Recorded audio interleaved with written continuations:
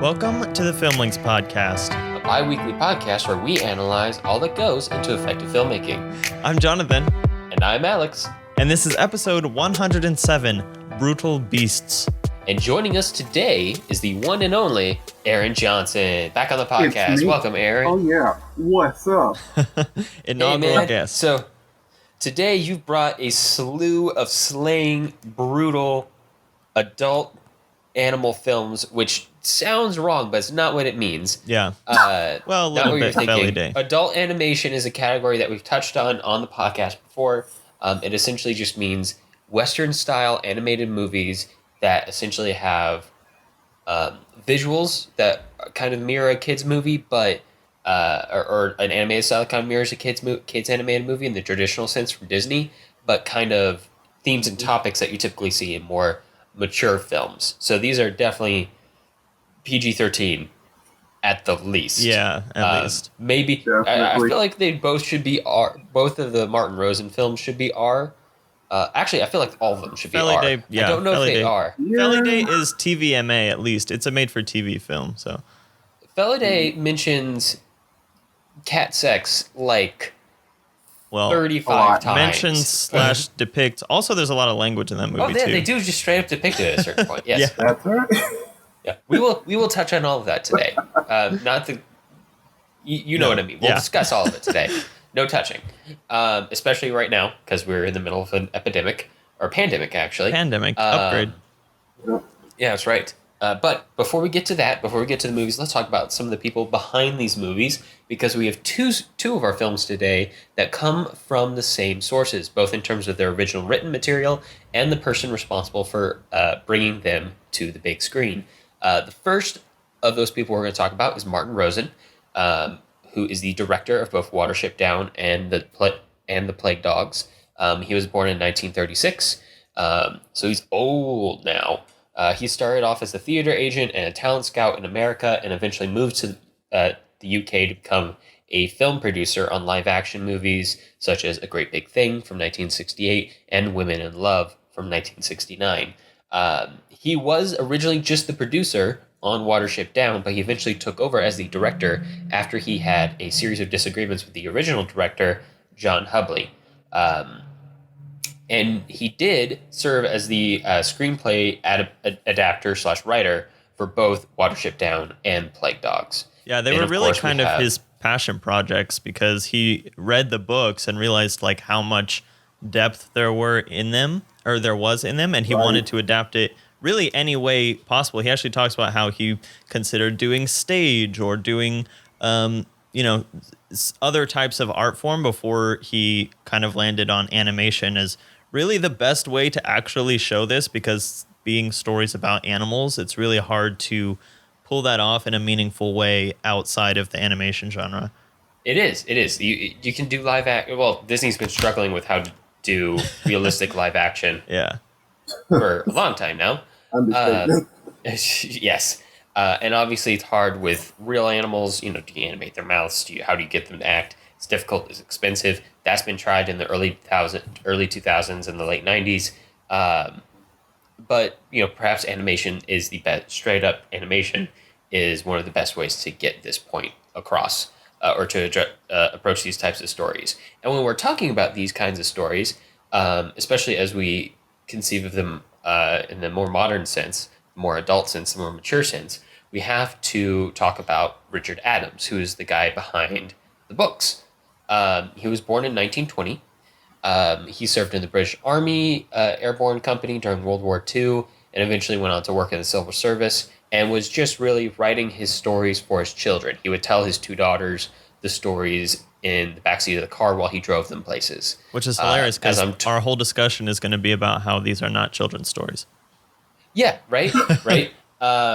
Of course, as we look back onto different older children's stories, they typically have a lot darker themes, especially if you go all the way back to fairy tales that frequently have deaths, brutal deaths, but they're specifically stories for children. But his daughters eventually convinced him that he had to turn it into a book. So he went around to publishers, the whole trope where you get rejected by a bunch, then somebody finally picks you up. He picked it up, and he kind of revitalized the whole genre of anthropomorphic animal fantasy, which is not the same thing as a furry, even though if Oh you gosh, we're read not that even phrase, going it there. kind of sounds like that. It's not. It's about animals who have human thoughts. They look like animals, they act like animals, but they have human thoughts and human motivations.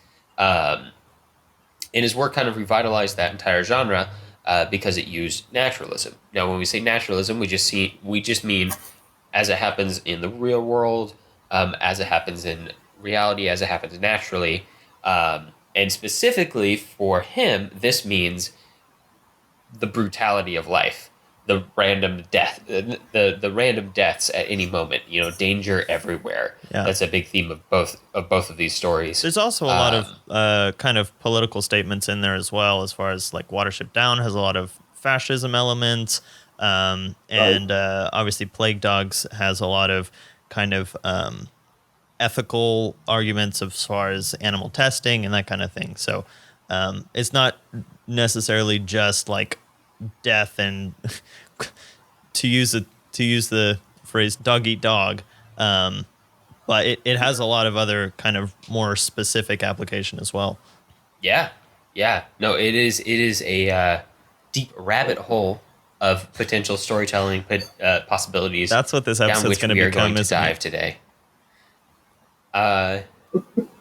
Man, I don't know, man. I don't know what you're upset about. You're leaving me scratching the hair on my head. Oh boy.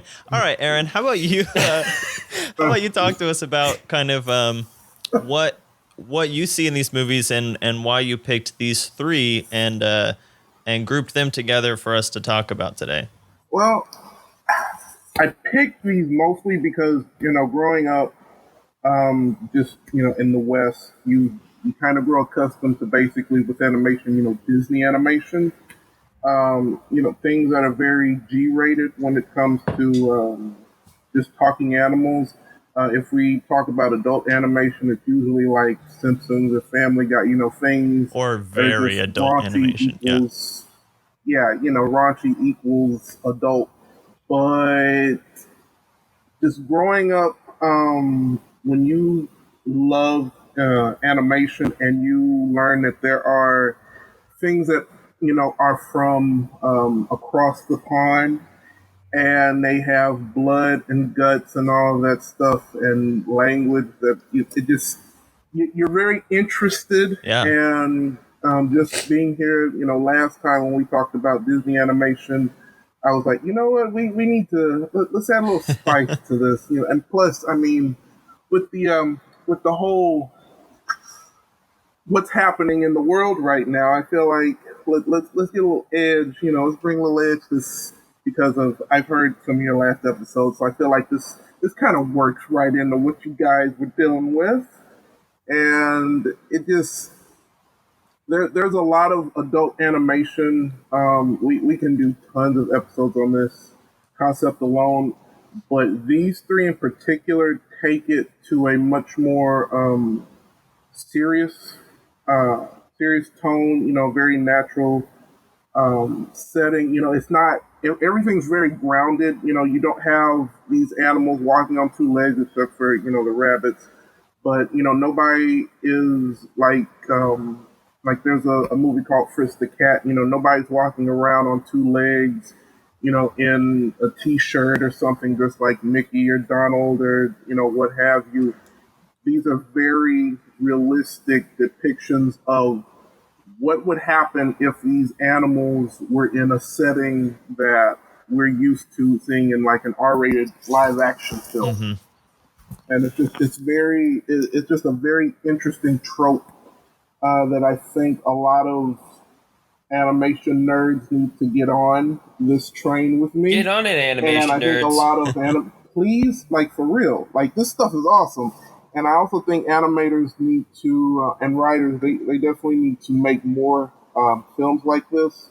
The only thing we've gotten was a remake of Watership Down, like 2018. Netflix. But let's That get was like more CGI of this. bunnies. This is just so interesting. Oh yeah, it loses something. Just seeing 2D animation just um, turn out these very heavy and realistic in some ways storylines and plot points. It's just so fascinating because you growing up with Disney and things like that. You don't know about this side of the animation world unless you actively seek it. And I guess that says something about my childhood too. But it is what it is. Plus I have a sick sense of humor, and I think at least one of these movies is hilarious to me. We'll get into that later, but this is yeah. But this better is, not be Plague Dogs. Yeah, these choices were just no. I think I know which one it is, and I think I'm on the same track. Oh yeah, Definitely. All right, well, let's just I'm an open book. let's do a quick rundown of the movies that we're talking about, which we've already kind of hit on. But we're talking about Watership Down from 1978, obviously directed by Martin Rosen and based on the Richard Adams 1972 novel of the same name, which I'm actually just realizing like how closely the film followed the book. Like the book didn't really have time to become a classic per se, so I think probably the movie almost had an influence on that as well. And then we'll be following that with The Plague Dogs from 1982, also directed by Martin Rosen, based on Richard Adams' 1977 novel of the same name. And finally, the one that's a little bit different, but still kind of hangs in there thematically, Felidae from 1994, directed by Michael Schack, based on... Schack. I don't know. Based on... I can't say that one either. A novel from 1989 of the same name. Akif Princes? Akif Princes? I think so. Princes? Princes? Oh, there is another I. You're right. Is it Princes? Someone needs to make a supercut of us like struggling to pronounce names on this show because that will go forever. Yeah. All right, so let's have Jason set up Watership Down for us, and let's get into these movies. Watership Down from 1978.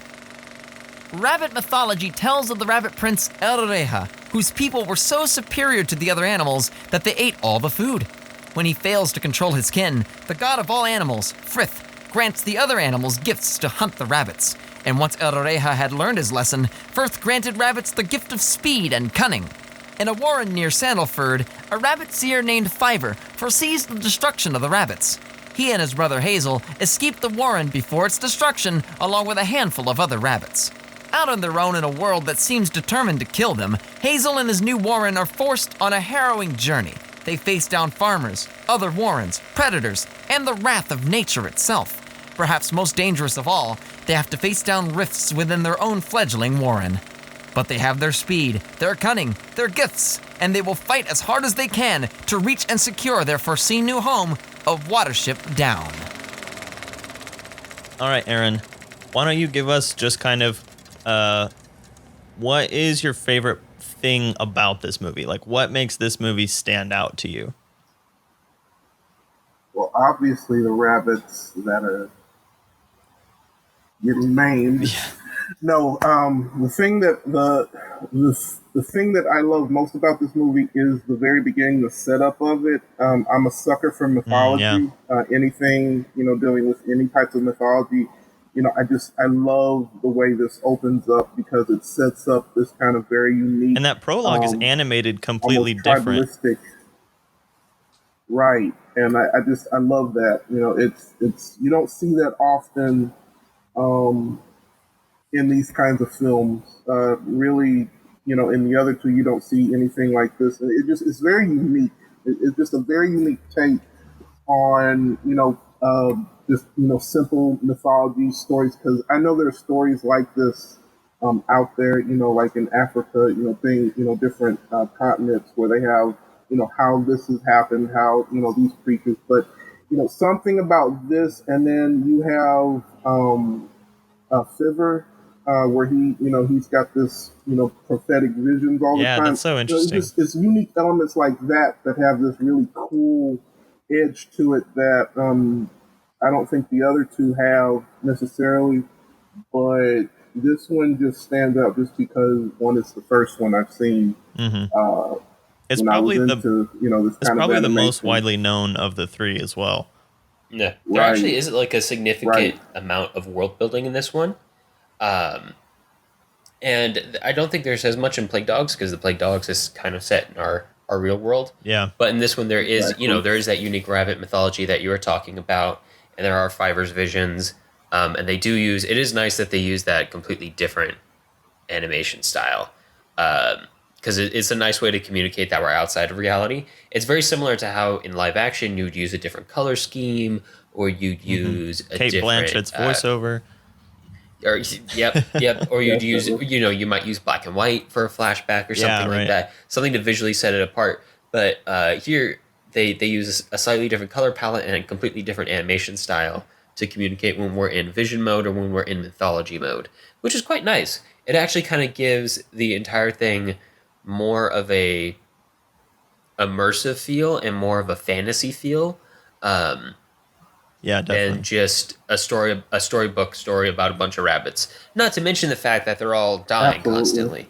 Yeah, because I mean, this one definitely has more of a fantasy bent to it than like Plague Dogs, because Plague Dogs, as we'll see, kind of takes place in the real world and could have been like exactly the events that happened almost, and then we just kind of see into the dogs' minds. But here in Watership Down, like, the rabbits have social orders and they have, different types of government and that kind of stuff that makes it feel more like a fantasy that's, directly commenting on, human structure and order and that kind of thing. Right. And so setting it up that way kind of eases us into that. And so it's not like rabbits don't have fascist dictators, blah, blah, blah. And you're like, okay, well, we're kind of in this thing that... Don't limit rabbits like that. Rabbits could be fascist.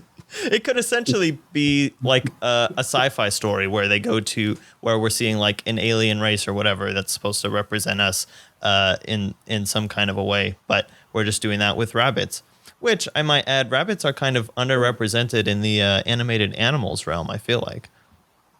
Yeah. Hashtag representation matters. Well, yeah, for real. Bugs can't do all of it. He can't do all the work. That's true. So yeah, let's. I feel like we can't get too far into this without kind of going into the style that both Watership Down and the Plague Dogs are kind of take on, which is separate. It's different from if you're mostly used to like Disney animation, where you kind of have like, I don't know how to describe this in technical terms, but you almost have like all the colors are confined within their shapes and their lines and stuff. But this has a much like a watercolor feel. And so everything kind of like bleeds together. That's a good way to describe it. Very watercolory. Yeah. Yeah. In a phrase that's not usually used in this context, every frame literally looks like a painting. And it literally is a painting, actually, where they have, they're doing that layered approach to animation that Disney introduced. So you have your matte painting of the landscape in the background, and then you have elements that will be moving on separate layers into the foreground. And so, but it's a much more artistic and like specifically beautiful feel than you typically get in a Disney film, which has its own style, but this one feels like a lot of time was spent on every single scene setting an aesthetic. Yeah, I will say sometimes the rabbit mouths weirded me out a bit. Yeah, they don't move with every syllable. But one thing, they are rabbits, so it is acceptable that their mouth physiognomy isn't exactly going to line up with how humans make shapes with their mouths. Yeah, that's fine and fair. They got bigger teeth to work around. The flashing of the teeth kind of reminded you just how, beast-like and base these rabbits could be and how brutal they could be, especially towards the end. Yeah, which is important to remember because it's not just other things killing rabbits. The rabbits are brutal themselves. And they kill each other quite a bit as well, which is something that I did not think could happen. And now I might be Googling at the moment to see whether or not a rabbit could kill another rabbit. But it is a good reminder of just who we're dealing with here, because these are not cute fluffy bunnies. These are diehard survivalists. These are bunnies in The Walking Dead. Um, they are grizzled. They are survivors. One of them has crazy visions that might or might not be keeping them alive. They're desperate. They're trying to provide for their own future and for the future of their potential children. Um, it kind of keeps that whole feel, while at the same time set against what should be, this natural, like, pastoral Yeah. beauty of the countryside, because it is just gorgeous. Like, the river's gorgeous, the forest is pretty, the wide shot of Watership Down, the hill, Mm-hmm. is really pretty. I'm also just going to throw out there, I did not know that down was a term for, like, a mound of earth until very recently. I thought this was going to be about a bunch of and when I first heard about this story, I thought it was going to be about a bunch of bunnies on a boat that crash and then, like, have a Lord of the Flies experience, which isn't totally apart from what happens in the story. There's even a part where they're on, like, a raft, but it is Watership Down is the name of a hill, which is flabbergasting. I'm guessing that's a British thing. Yeah, I think I and learned just that not term something from we say in reading Lord of America. the Rings. Big shocker. Yeah. But Yeah. I will say, as far as the locations, in some of the behind the scenes stuff, they're talking about every location in the story is a real location in the UK. And so they went out and they filmed a bunch of aerial footage. They filmed, I think it says that they almost filmed the entire journey that the rabbits make from wherever they started off to the Watership Down. And so they were using actual, like, templates and footage from the locations around England, and I don't know if this one goes into Ireland at all or not, into Scotland, but Plague Dogs definitely does. So yeah, they're using, like, real footage of the countryside and of these locations. So I think that really helps to ground the whole thing as well. And I'm sure that if you're, from England or more familiar with the country there, that kind of makes it hit home even more as well. I'm also really impressed, Jonathan, and this is something you have to do in a lot of animated movies where the body shapes of the characters are less distinctive than in live action, and the costuming sometimes less distinctive. But especially in a realm like this, where all of the bunnies are they're not wearing clothes, they don't have very anthropomorphic faces. How do you distinguish them? But at the same time, in use of very subtle shades, body shapes, and Tufts then of just hair, the fact that you normally see them in action, or tufts of hair. Big Whoop has his little hairdo. Yeah, right. You can actually distinguish all of these characters, which is quite impressive from an animation standpoint. Yeah, I definitely agree.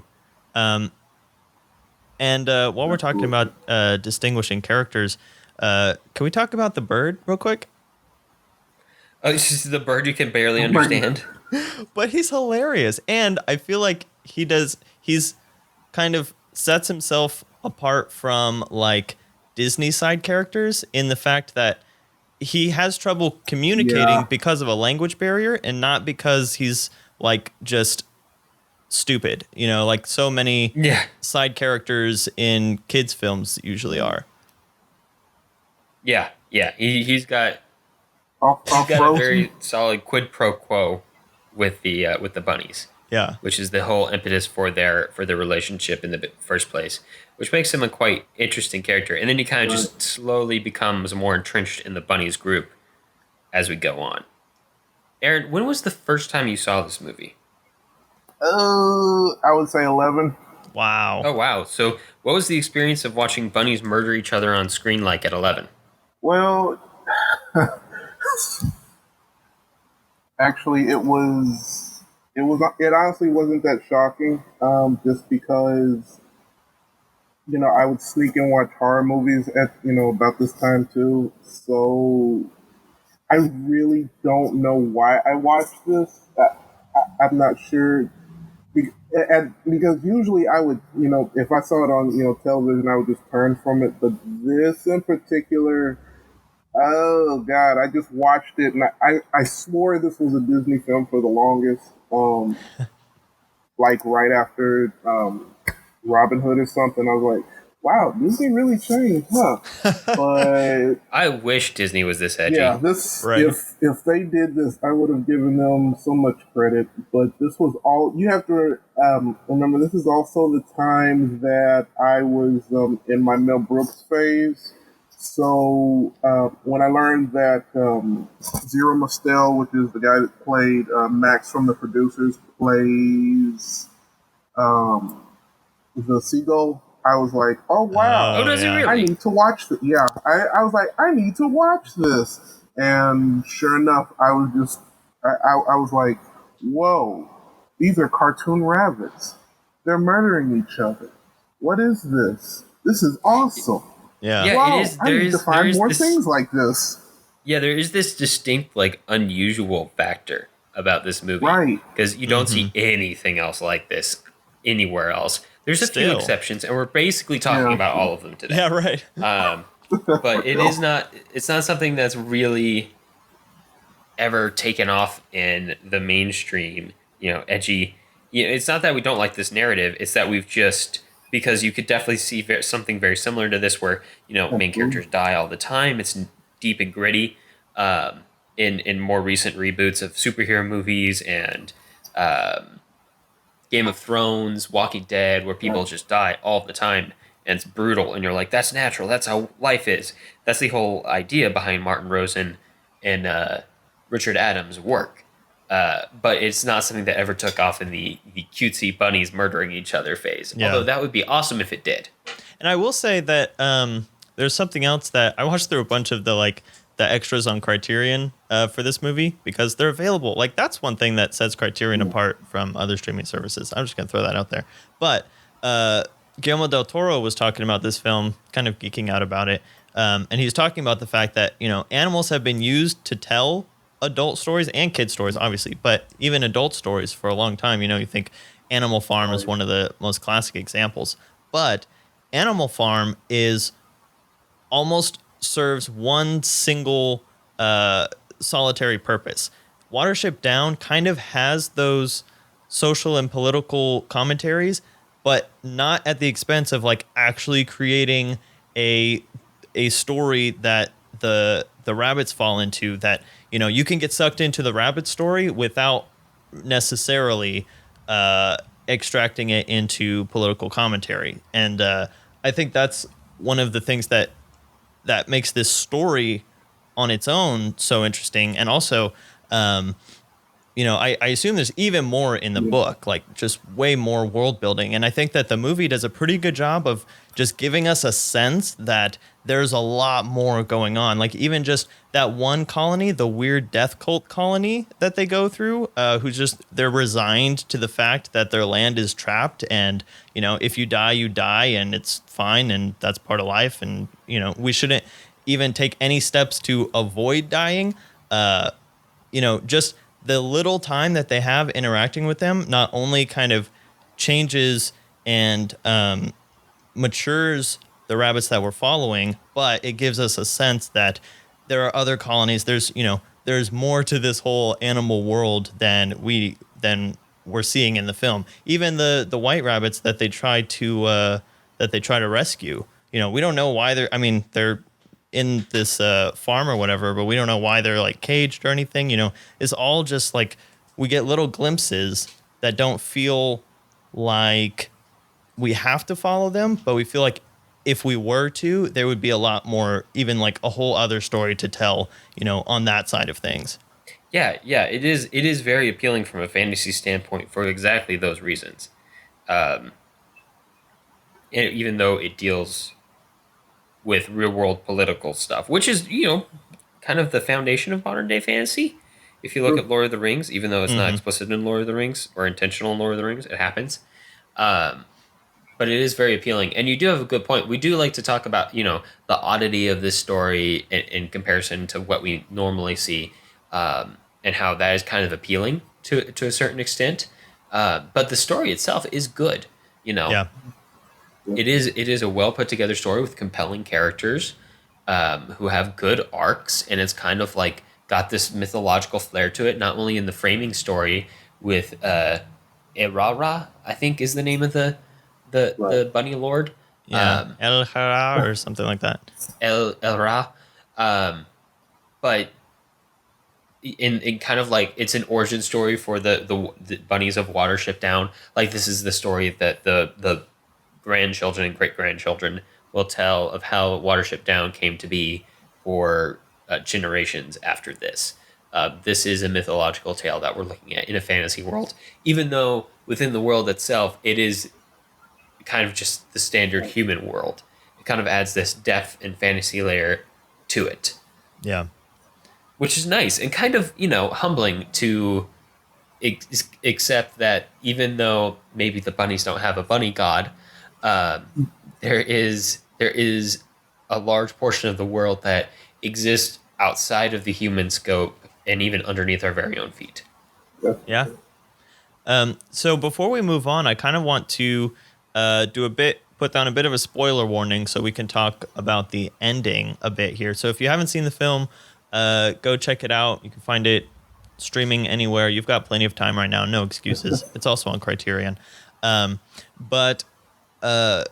as we move into just the very end of it, the thing that I think I went back and tried to like work this out because the first time that I watched this, which was not that long ago, it was a couple months ago, but afterwards I kind of had this moment of, hang on a second, did we resolve all the loose ends? Because they kind of leave a couple of the stories like Fiverr and Bigwig. They kind of are broken off in the middle of the big battle, and then we skip to like many years later.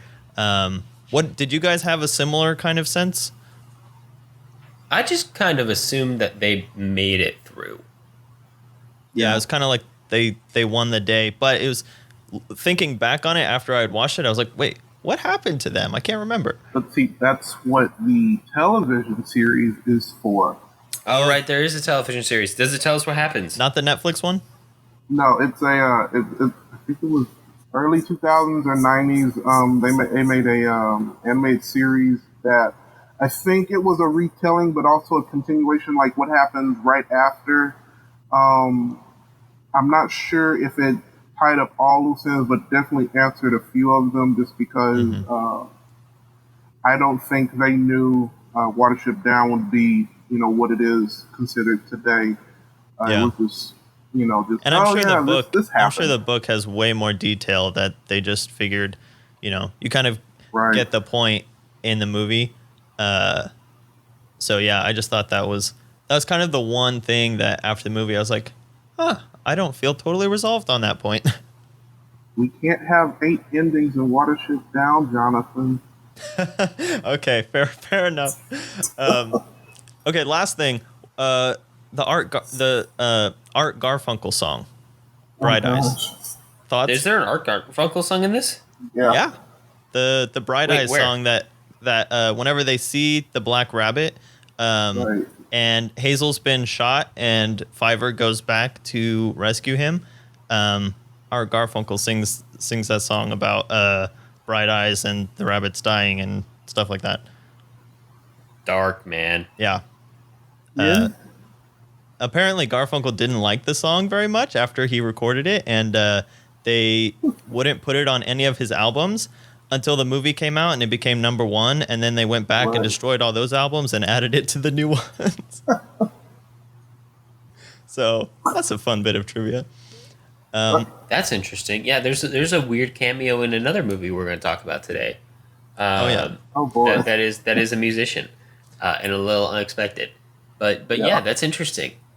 Who gets pulled into the range of these?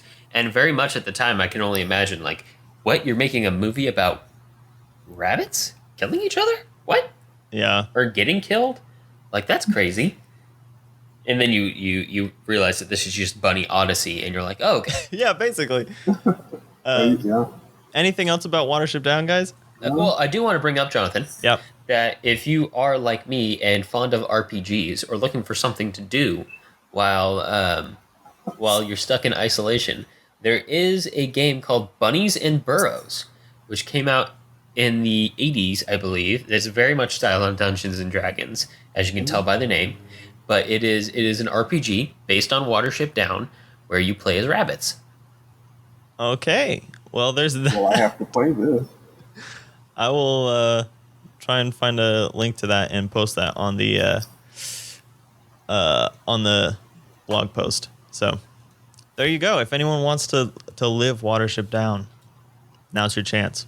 But other than that, let's move on to Plague Dogs from 1982. Jason, why don't you set that up for us? The Plague Dogs from 1982. Ralph, a Labrador mix, is held captive at a research laboratory where he is forced to undergo trials in a water vat, seeing how long he can tread water before drowning. He is revived each time. Snitter, a smooth fox terrier, was given over to the facility after accidentally playing a part in his loving owner's death. The researchers have performed brain experiments on him, and he has a nasty scar and bandage on top of his head, as well as serious mental processing issues. They are only two of many at the lab, but when Ralph's cage is left open by mistake, they take the opportunity to make a dramatic and daring escape. Suddenly, they find themselves on the run across the Scottish countryside, hunted by the research team and feared by the country folk. Starving and still suffering from the brutal experiments of the lab, Ralph and Snitter struggle to survive and turn to a cunning and devious fox named the Todd. In a better world, perhaps these two would be allowed to live on their own in the wild, but their search for food brings them too close to the locals, who soon join the hunt. Soon it seems like the entire country wants them dead, and all the dogs can do is run. All right, Aaron. Plague Dogs is, like we've been saying, the same people that made Watership Down. I feel like a lot more people know about Watership Down than Plague Dogs. So just kind of talk us through your impressions of Plague Dogs. When did you get introduced to it, and what do you appreciate about it as distinct from Watership Down? So I saw Plague Dogs, I think, a little after I saw Watership Down, just because I was so interested in this style of animation. And I was immediately thrown off for a number of reasons. Mostly one, because the animation, it's Hang on, I just want to point out real quick, before we even get into this, that both you and Alex have dogs. So this is a very sensitive movie. If you had told me when I Suki first watched it with me, you are braver than me. You're braver than me, sir. Because I just, oh my gosh, I have two dogs, so you can imagine. I was just like, oh wow.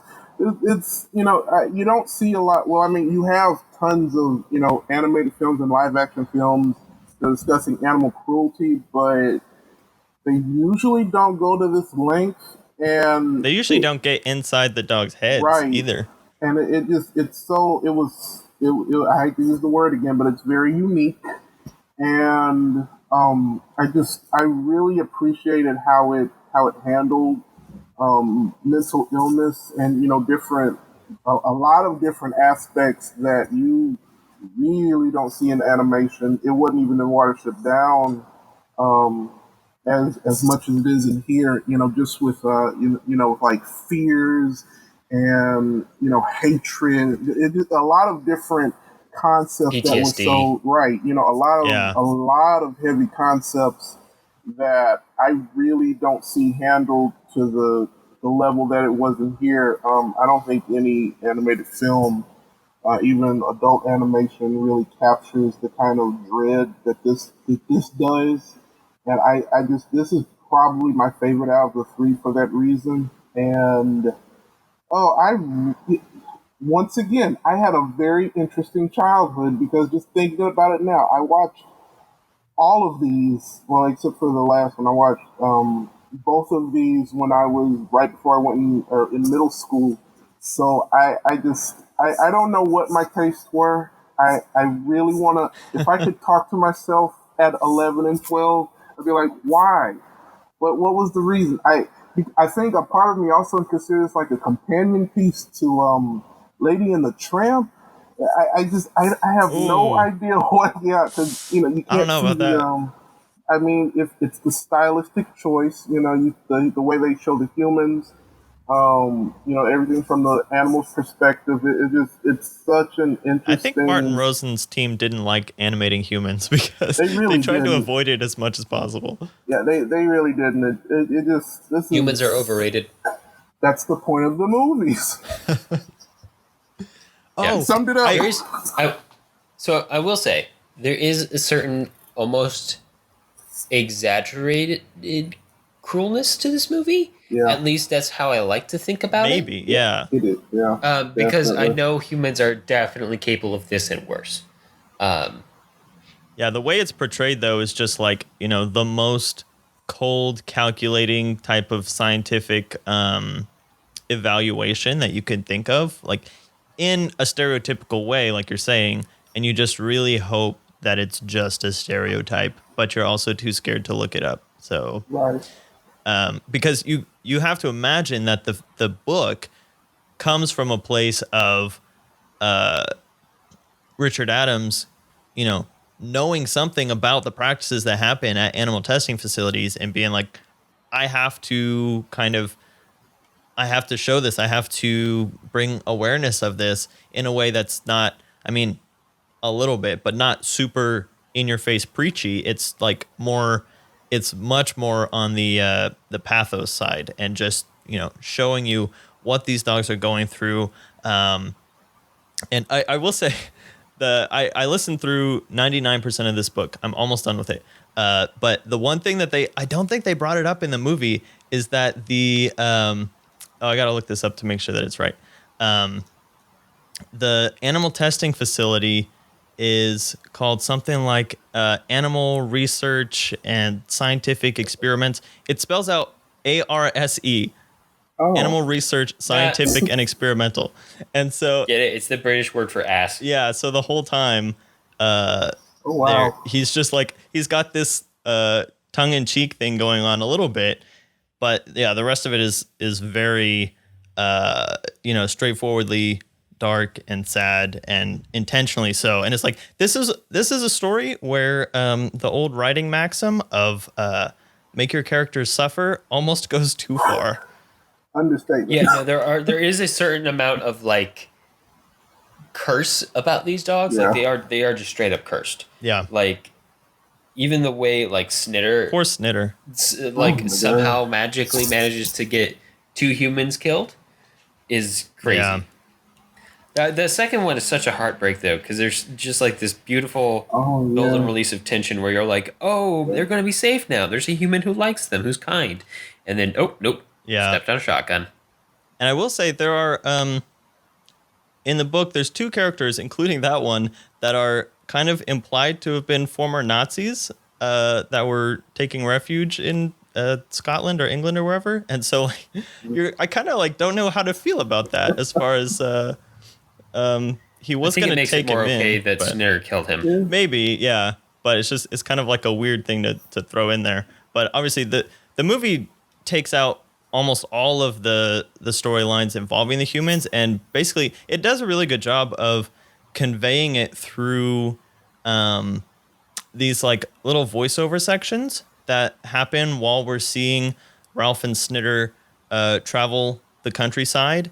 And so we get a sense of what's happening around them and kind of just outside of their purview or understanding. And so we're able to condense a lot of story into this one. I mean, it's not even a journey film. It's kind of just a meandering, wandering character study, which it's really interesting from that kind of a structure point of view. Yeah, it is definitely a story about loss. Like you kind of have this feeling from the get-go that they are going to lose. Yeah. You kind of know that from the beginning, yeah. Throughout the movie. It is just a question of, based on the opening scene, how long can they hold their head above water? In the entire movie, they're essentially in the entire movie, they're just treading, just suffering, trying to stay alive. Yeah. And the film is very effective. You're not, I can't imagine you watching this movie and then going out and being mean to an animal in any sort of way. Yeah, right. But yeah, there is certainly a feel at the end like There's one of the saddest lines from the book is towards the very end. They're, they're out of food. They're running away. They know they're kind of coming to the end of it. And Ralph is saying, I wanted to be a good boy. I would have done or a good dog. I mean, it basically comes to the same thing, but I wanted to be a good dog. I would have done anything for the humans except the tank, just, I wanted to be your friend. I wanted to, help you and be with you, but, I don't understand why I was made to do that. And the fact that he sees every pond and puddle as another tank that is set up by the humans just to torture him is just one of the saddest things. Yeah. It really good stories are about actions having consequences, and typically the actions that have consequences are the characters, the protagonists. But in this one, we're seeing the effect of other people's actions on our protagonists. Yeah. Which is an interesting structure. In this case, incredibly effective. So what did y'all think? Can we talk about Yep, go for it. Can we talk about the ending of this movie? Oof. Oh, no, not yet. Okay. Can we talk about the Todd first? Oh yeah, let's talk about the Todd. So when I was listening through the book before I watched it, and I literally had to go look up what a Todd was because that's all they describe him as.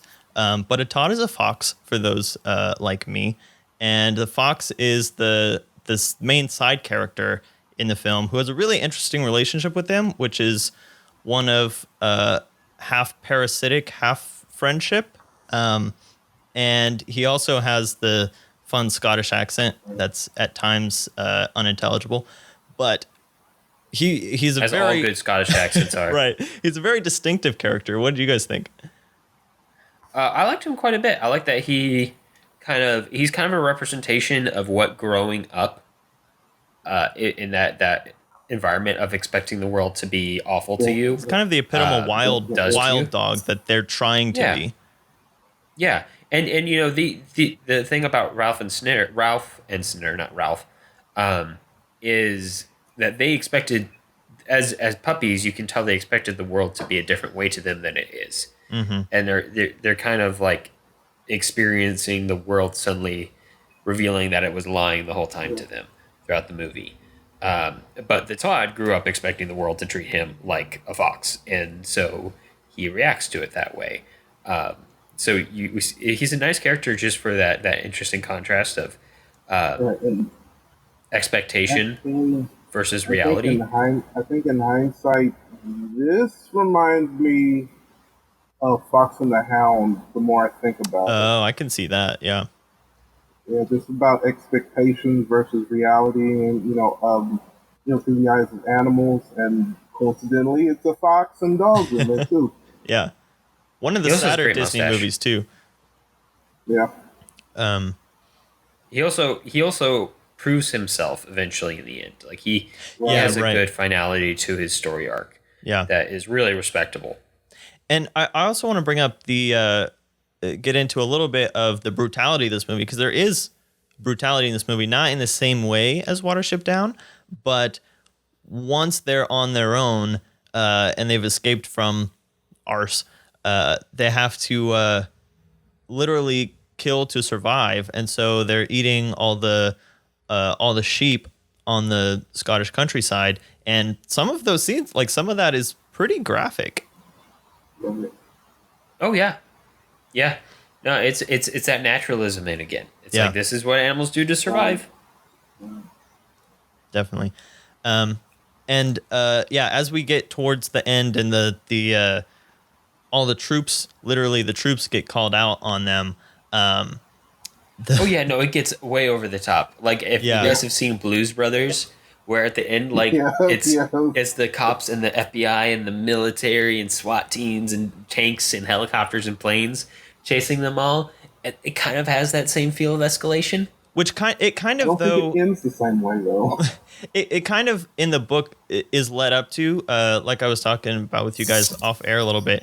There's almost this whole ace in the hole situation going on the human side, where the media has built this up so much that there's so much public attention on this story that it feels more justified. Like, it's all a political move. It's not necessarily like, we've got to kill these 2 dogs. It's like, we've got to kill these 2 dogs to save face, to look good, to blah, blah, blah, blah, blah. So there's a lot of that political stuff going on behind the scenes that makes sense to not translate into an hour-and-a-half film. But Sir Patrick Stewart does get to lead those troops, so that's a fun cameo. Yeah. Okay, so what do you can we talk about the ending now? Yeah, so now we're gonna put down the spoiler warning, and we'll talk about the ending. So go. So I've read quite a few articles about this, Jonathan. Okay. About whether or not you could prove which way this ends, and I don't know, maybe a definitive ending is given in the book, but I kind of feel like the definitive ending, or which way this ends, is more decided. It tells you what kind of person you are. Like, there's 2 kinds of people in the world. Yeah. So the way this movie ends is they're running away from the police. They're running away from the military. They're out swimming off of a beach, and they're struggling to breathe. They're treading water. It's very much like the tank all again. And Ralph just keeps telling Snitter, "There's an island ahead. There's an island."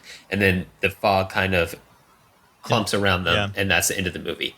And then it's left for you to decide whether or not there was an island or not, and whether or not they made it. And essentially, I think there's 2 kinds of people. There's the kind of person who doesn't think there's an island because everything's been so negative in this movie, or the kind of person who thinks there's an island because they need for that hope to be there at the very end. Yeah.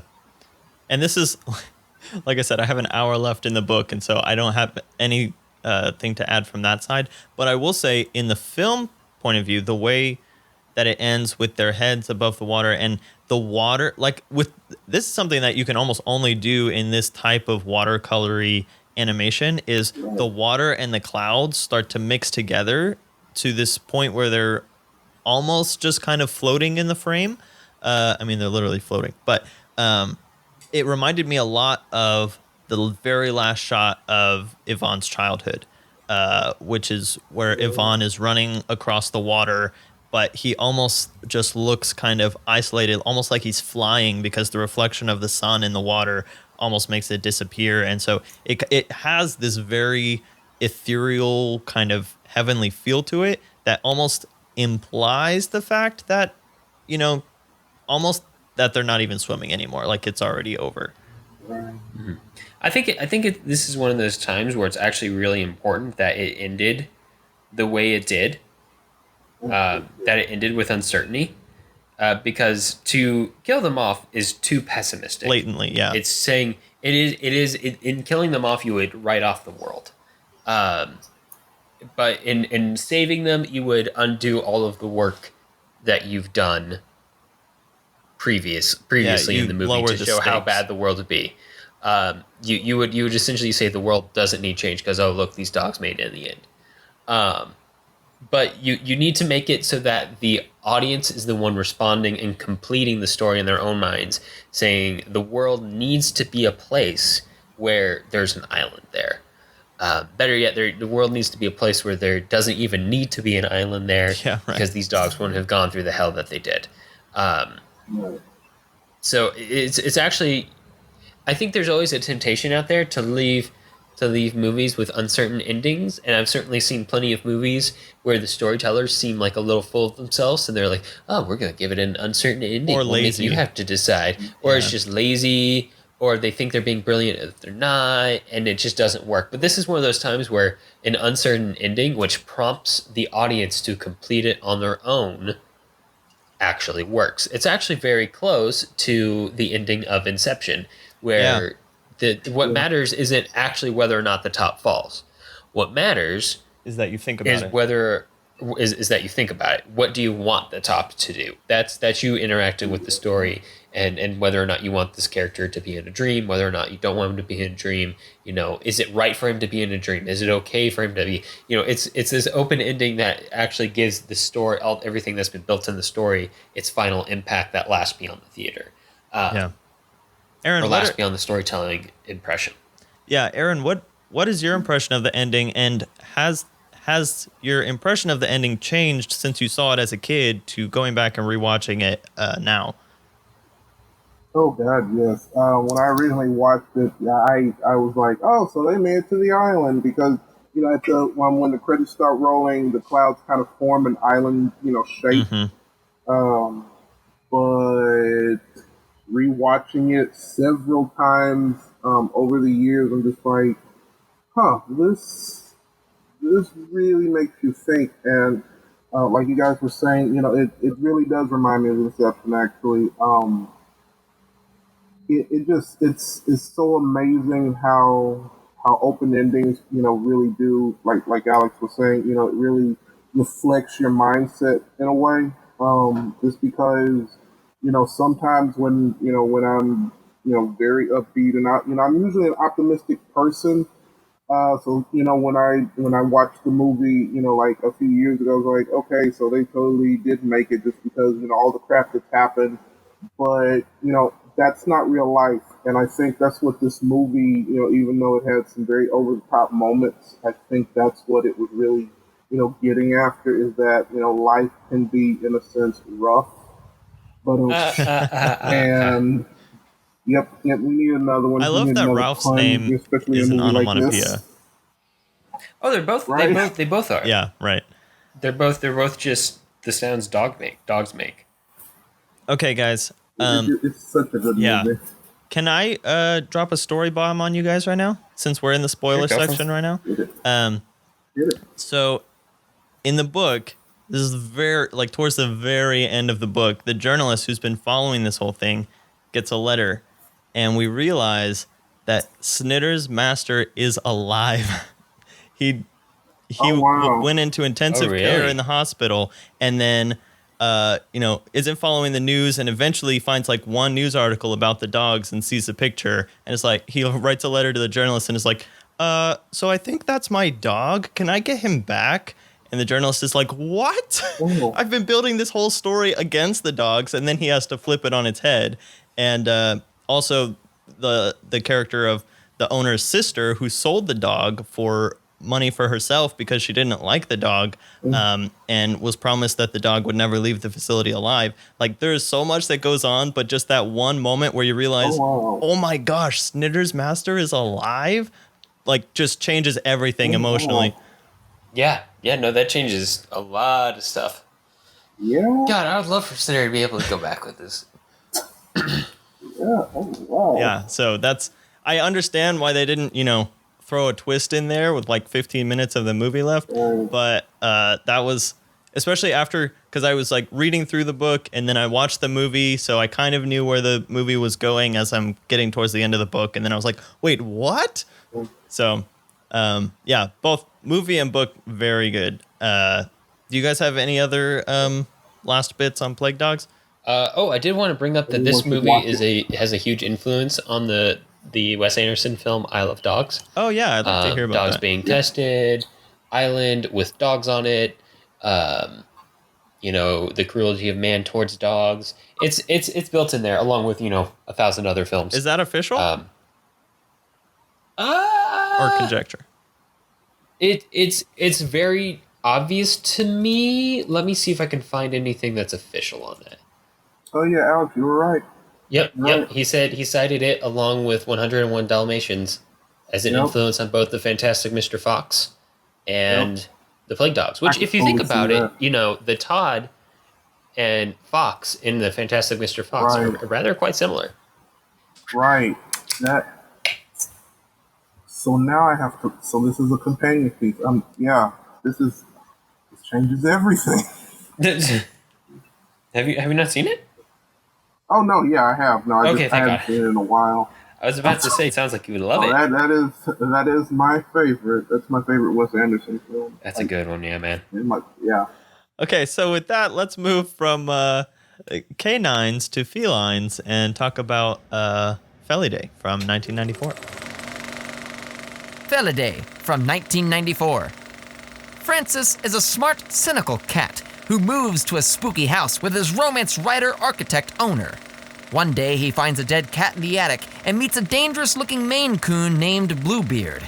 After the discovery of another dead cat, Francis discovers that a sect of cats that worship an entity called Plodandus performs ritual suicides on the roof. Francis wraps himself in the mystery of this sect of cats and their origins, finding that Claudandus was a cat who survived a lab experiment and freed his fellow captive cats. The descendants of those cats form the current sect, who are on a murder spree of their own and developing plans that could devastate the entire world. Now it's up to Francis to stop them, but he'll find he's up against much more than just the ghost of Claudandus. All right, guys. So before we get into like the actual nitty gritty, I want to bring up the weird song cameo because I teased that earlier. I know. I was like, it's a German film intro, that starts with an American song. No. Or an English song. I think it's a British song. Sorry, it's a British song. English. Yeah. But it's Boy George who sings the intro track. And I remember watching the movie and being like, this song's way too specific. This was made for this movie. Oh, definitely. Did they really make a song for this movie in English? That's so strange. Yeah, it is a really interesting choice. Okay, Aaron, I kind of want to start with, how did you find this movie? Oh my gosh. Where does this movie come from? Well, without getting too much into the incredibly twisted world of adult animation, after the Plague Dogs and Watership Down, I went through this rabbit hole in my high school years. Yeah, see what I did there?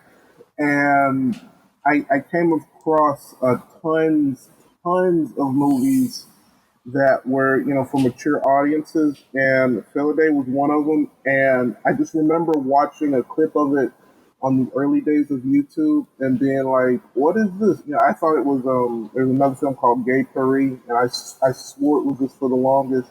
And I just remember one incredibly detailed scene and being like, oh my God, I have to watch this. Which scene was that? All of the decapitation. Oh, yeah. Yeah, and I was just like, what is, how did, who is, I thought this was maybe, something made, by Ralph Bakshi, which is a prominent animator in the adult industry.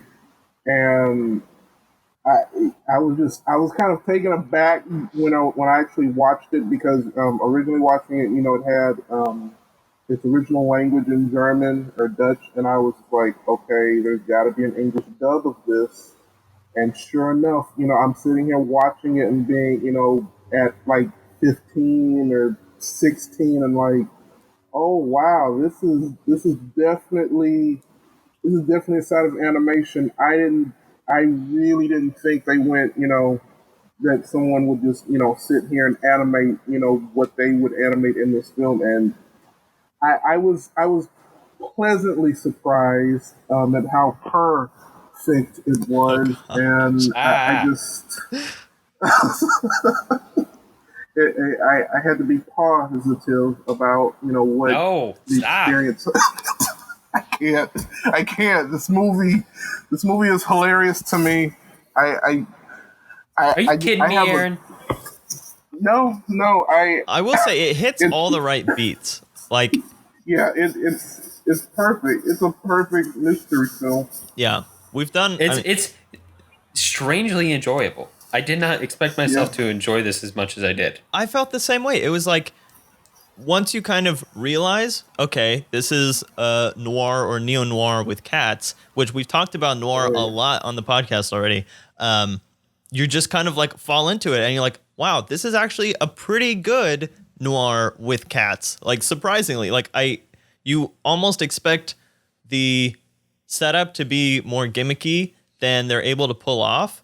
And yet, like, the story actually like flows. It's just as crazy as like, almost like a weird Richard Donner thing where the bad guy goes to almost Bond villain levels of craziness, which we definitely have to get into Cat Hitler, which is essentially what ends up being the case.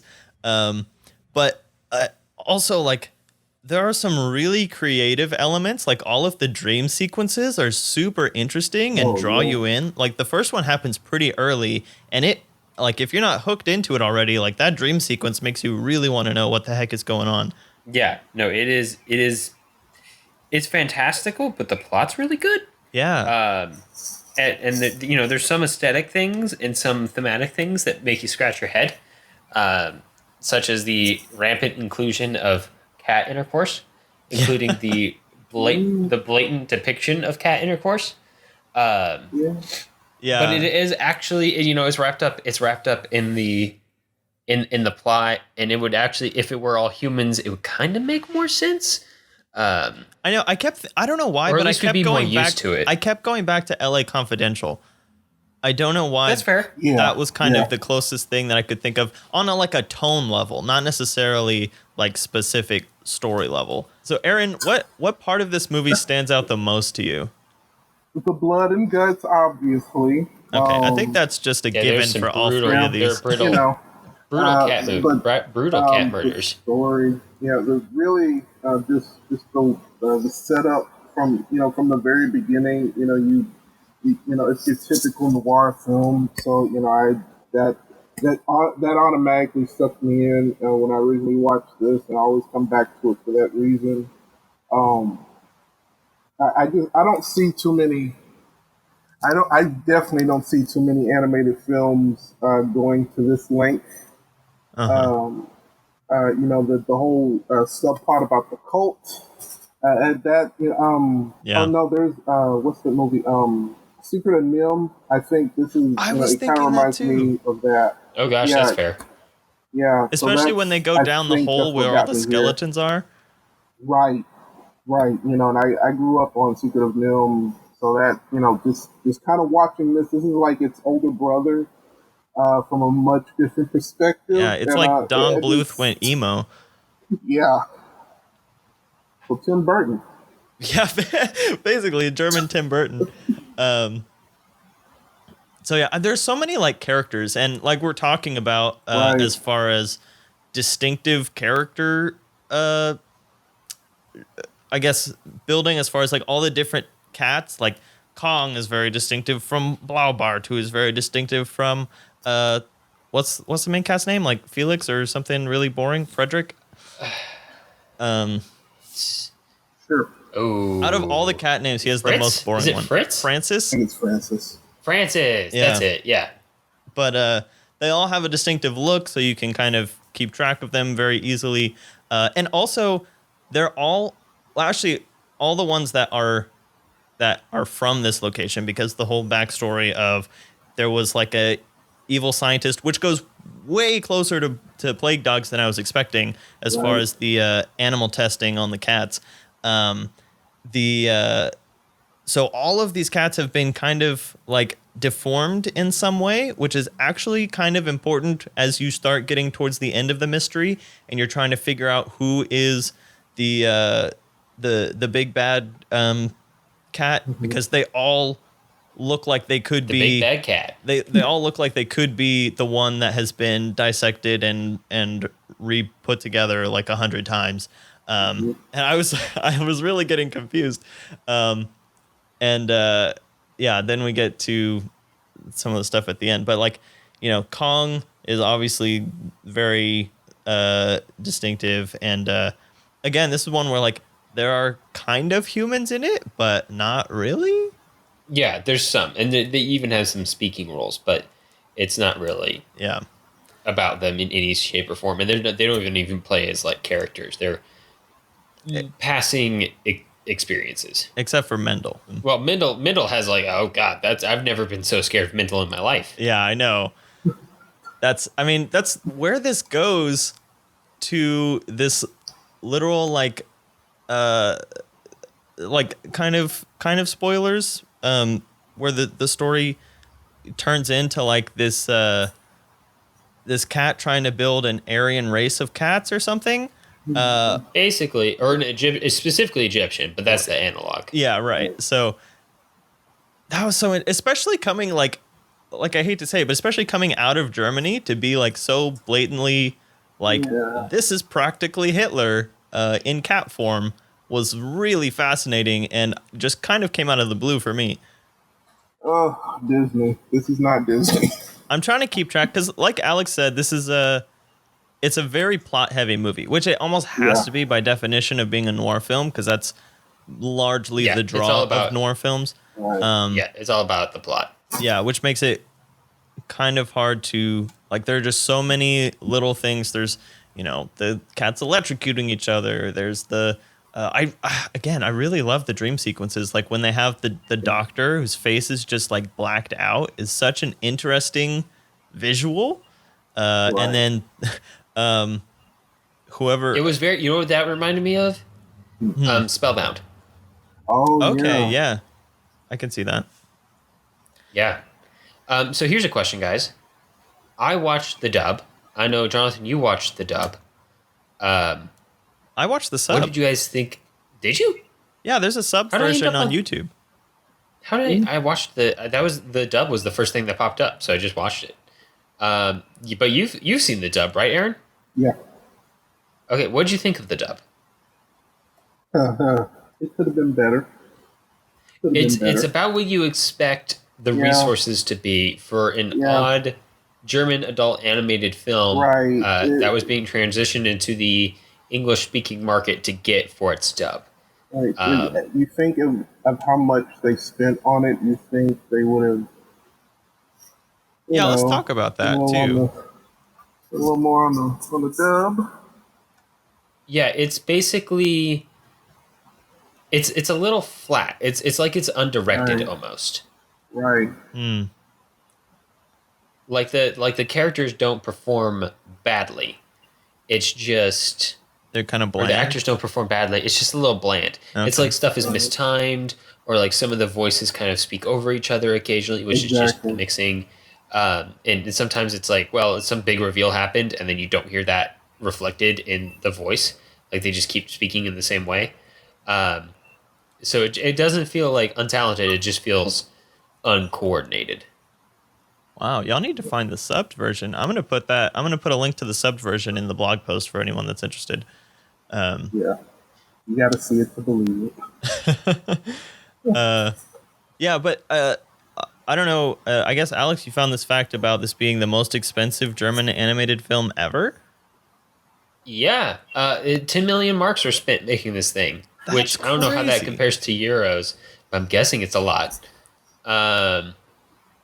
Yeah, that's a lot of money, y'all. Especially for this, made for TV. I don't know how that translates as far as, German entertainment, but usually made for TV is like the bottom rung, like low production level stuff in the U.S. We're used to that in the U.S. where we have a thriving movie economy by the standard of the world, even though it's nothing compared to what we used to have. Right.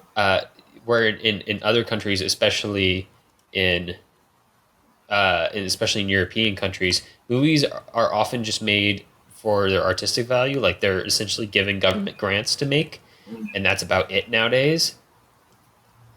Yeah.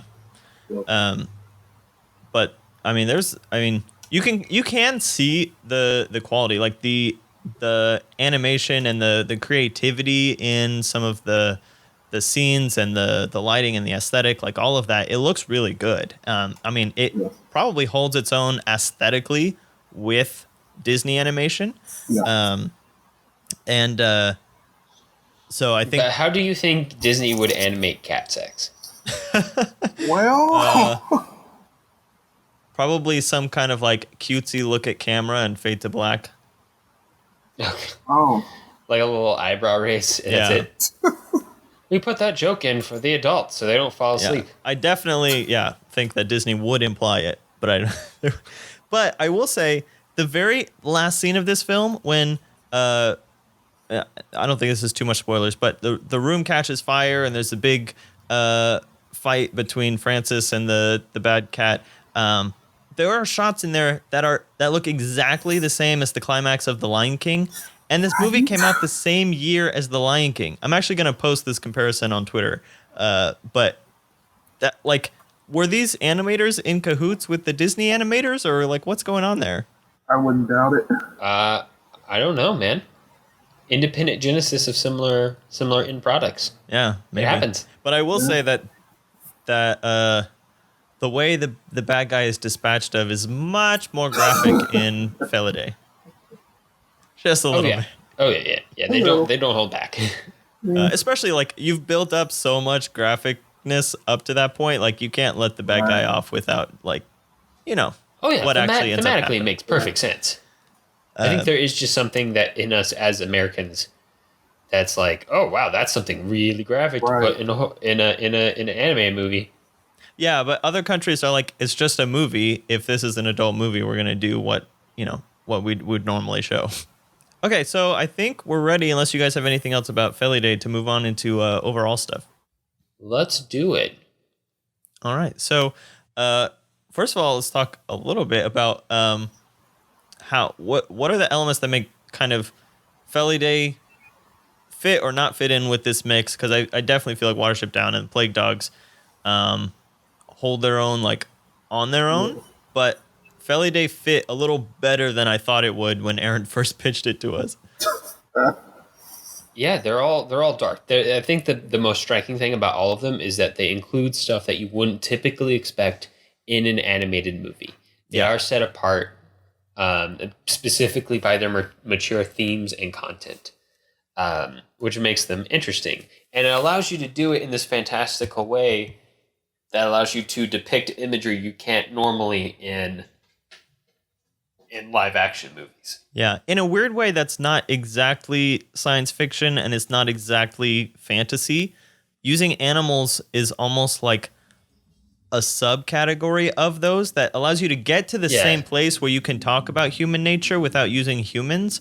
But it kind of is a little distinct. And I think that's interesting because there's not a whole lot of especially these kinds of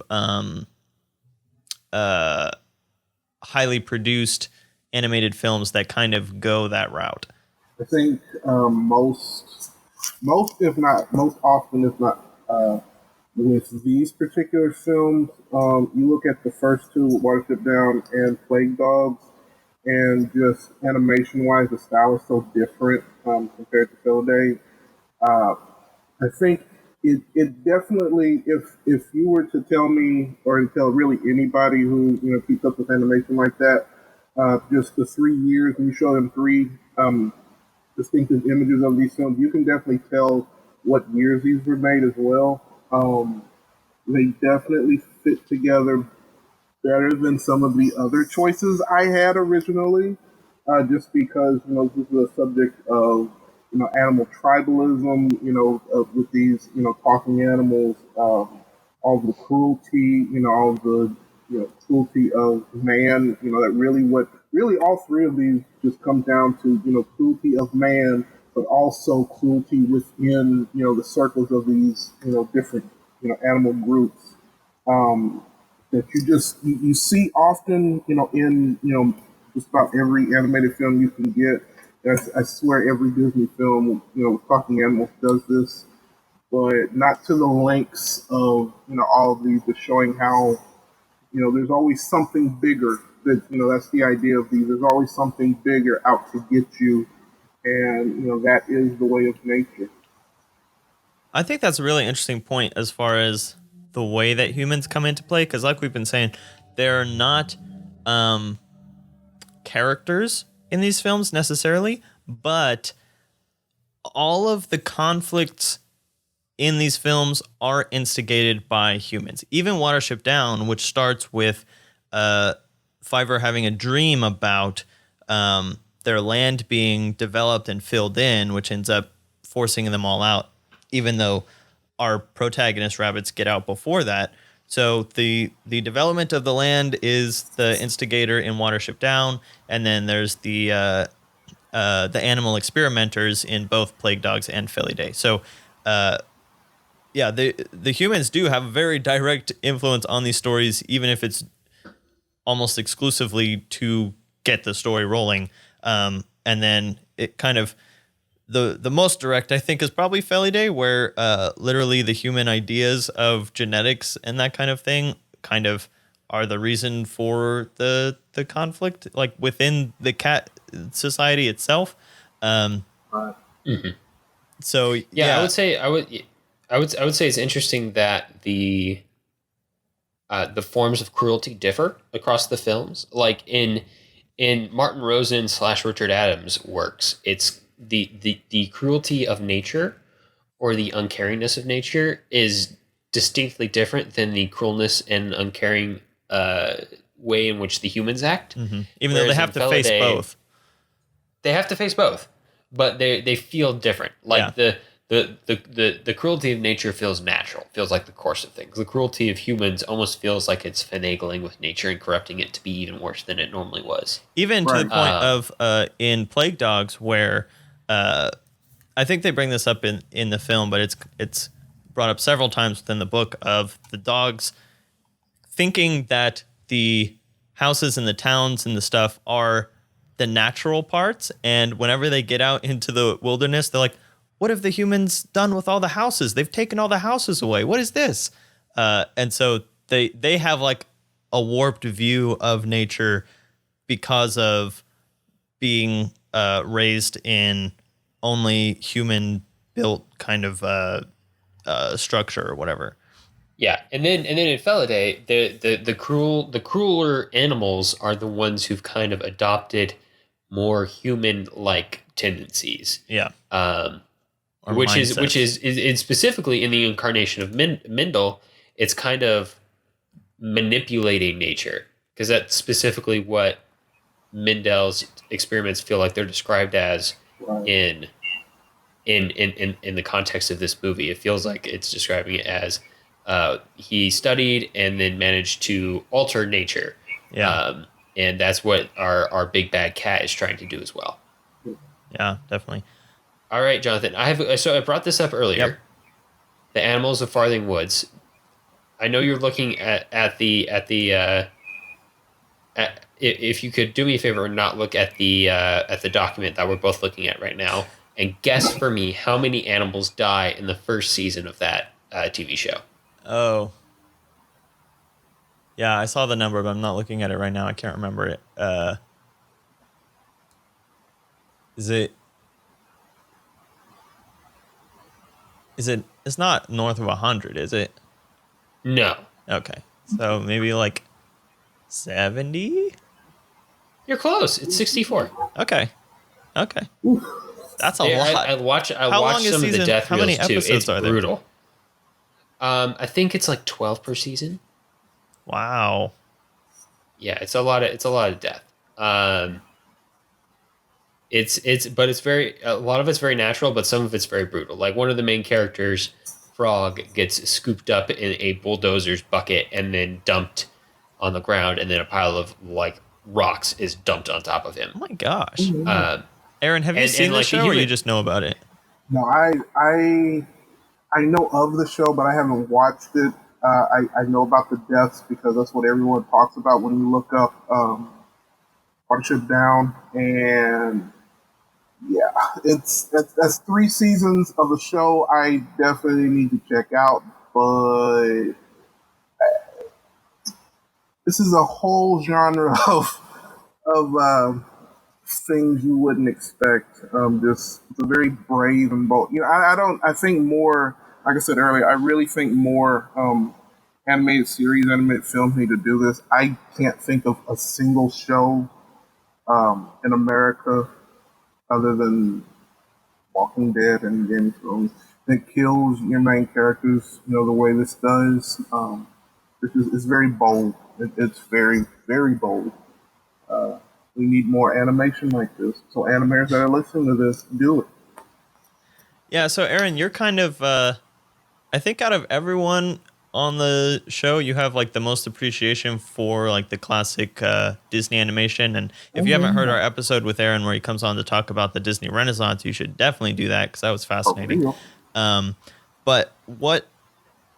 So you kind of being able to appreciate both sides of the animation of like the much more lighthearted and happily ever after style of Disney, and then this really dark kind of animation. Like, in what ways do you think that we could incorporate some of these elements into some of our more popular animated films? Because I still feel like there's this whole thing where Americans they don't expect this type of tone in their animation, and they like like it's hard to sell it here, but I feel like there's some way that it needs to start to be injected into the tone and the culture of American animation. Yeah. I definitely think one way to incorporate is there's. I'll give you an example. Actually, there's a television show that just went off called Steven Universe. It's a very, very kid-centric, simple animated series, but it covers very heavy themes of like war, PTSD, gay marriage, childhood traumas. Like it covers all of this, but it has this very, you would not know it just from, one image, of the show. I think one way American animation can start incorporating is just, dealing with these very heavy themes that you don't normally see, in like your Disney films. Because, you have something like we were saying, Lion King, that covers, things like murder, ancestral divinity, Yeah. things like that. There's even a little bit of fascist takeover in there too. Right. The hyenas are freaking Nazis. So it's like with, and that's one reason, in my opinion, that is one reason why Lion King is always, looked upon so highly, because, that's something that, Disney went there, that's what, people always say. But with the more mature themes in animation, there has to be this kind of, basically a mature take, and not just haha, look at these animals, they're swearing or they're having sex, something like that. The way you handle it is it reflects, it reflects you, it reflects, your art, but it also reflects, the kind of story you're trying to tell with the tone. And if just as somebody who loves, story, not just animation, but story, we all enjoy, our fairy tales and our comic book, but we really, we like the darker things. We like darker themes. It just has to come to a decent conclusion. And I think animation still has, some strides it needs to take before it gets there over in the U.S. But, we can definitely get there if we just, really take it seriously. Because you look at Roger Rabbit, that was, pretty adult in terms of theme and tone, but, it was the way it's handled. Yeah. And I wonder if... We can do it. I wonder if there's almost this thing that might help as like a stepping stone where if the format of the animation looks a little different and it kind of helps us get there. So I'm thinking of, like we already mentioned, Wes Anderson, of the type of Isle of Dogs style, where Isle of Dogs has a lot of those. It still has a little bit more of a quirky lightheartedness to it overall, but you could easily go from an Isle of Dogs to a stop motion Plague Dogs type of a thing. And then incorporate that into a more either CG or, if anyone is going to be gutsy enough to do a beautiful watercolor type of animation, 2D animation again, I think that would be great. And then bring that into a more mainstream kind of a thing. It might have to be that kind of a stepping stone or bridge out of our normal Disney aesthetic, because just snapping from, Disney to Plague Dogs is a big jump. But I feel like there's a way that it could happen with some of the precedents that have already been set in Hollywood right now. Christopher Nolan, you have 24 hours to respond. If Christopher Nolan directed an animated film, that would be incredible. He's not going to do that, though. I know. Ralph Goes Back in Time. Oh, my God. All right, cool. So anything else to talk about all these great, dark, thematic films, guys? People better watch them. I do want to just shout out John Hurt real quick. Yeah, no kidding. He's kind of danced his way through a lot of our shows because he's one of the great character actors of cinema history. And he does voice characters in both the Plague Dogs and Watership Down. In fact, he voices the nervous sidekick in both Fiverr and Yeah, right. Snitter, because he's just so good at that stuff. Yeah, absolutely. He's great. All right. Well, then let's kind of transition and talk about what we're going to be doing on the podcast next time. And yes, the Filmlings is going to turn a little bit opportunistic, but as long as you guys are all trapped at home and you're already watching these movies, I know so many people have watched Contagion over the last 2 weeks. It's probably insane. But Netflix won't stop recommending it. I know. That's what we're covering. I'm going to watch it. I just don't want to have to watch it twice. We're doing in a 2-week span. Yeah, we're doing a pandemic episode for now, while we still can, while we're all still locked in our homes. So we're going to cover Outbreak from 1995, Contagion from 2011, and we're going to see how this one goes. But we're going to cover The Flu from 2013, which is a Korean film. So we're going to try and keep it as much as possible to quote unquote realistic depictions of pandemics rather than say a sci-fi film or an alien no zombies virus comes in. No one turns into zombies. No one turns into creatures or werewolves or whatever. So just people getting sick and dying at various levels. That's what I haven't seen any of these movies, and I think that they all fall into that category. So we'll see next time. And if you guys would like to support us, we have a Patreon. And on the last bonus podcast, we talked about the CBC Film Company, which eventually became Columbia Pictures. So we got kind of technical about the industry side of things and kind of where studios are at now and a little bit of that. So if you're interested in some of that film history stuff, you can go check us out on the Patreon podcast and also just join the community there. Or come creep on us on Letterboxd. Oh yeah, definitely. Anyone can do that. Creep on us on Letterboxd. Well, watch me. See how much time Alex has watch during 5 movies in a day. Yeah, during the quarantine, Alex is just plowing through movies.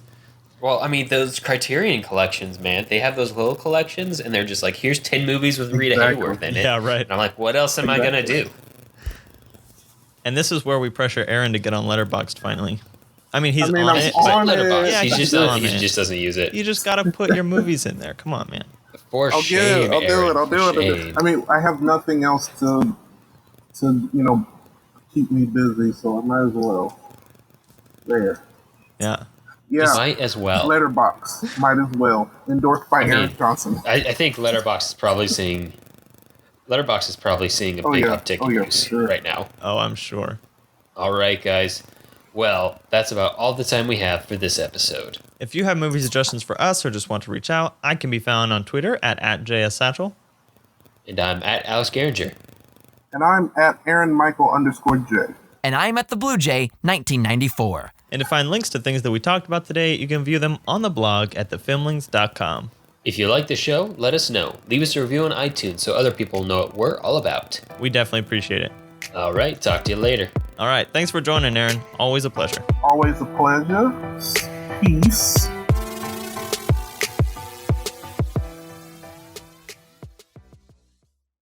Cat Hitler. Cat Hitler. Hitler in disguise. I'm sorry, guys. It was there for me. It just happened. That was perfect. Oh, There it goes. Guys, we have to stop kidding around. Oh God, no, I hear it now. No, that's the problem. All right. What we need now. Oh my gosh. Jonathan, what was yours?